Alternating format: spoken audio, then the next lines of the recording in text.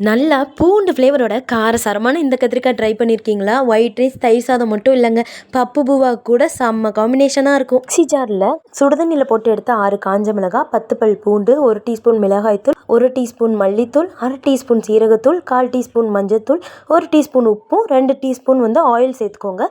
கடுகு எண்ணெய் இருந்தால் இன்னும் நல்லாயிருக்கும். இது எல்லாத்தையும் நல்லா பேஸ்ட்டாக எடுத்து வச்சுட்டு கத்திரிக்காவை இந்த சென்டர் பீஸ் நான் கட் பண்ணி எடுத்துக்கிறேன். உங்களுக்கு வேணும்னா அந்த 3 பீஸ்லையுமே அப்ளை பண்ணிக்கலாம். நான் கட்டுற மாதிரி டைமண்ட் ஷேப்பில் கட் போட்டுட்டு நல்லா அப்ளை பண்ணிட்டு ஒரு 10 to 15 மினிட்ஸ் மேரினேட் பண்ணி வச்சுக்கலாம். அப்ளை பண்ணி வச்சிருக்கும் போதே வறுத்த மீன் ஃபீல் கொடுக்குதுல.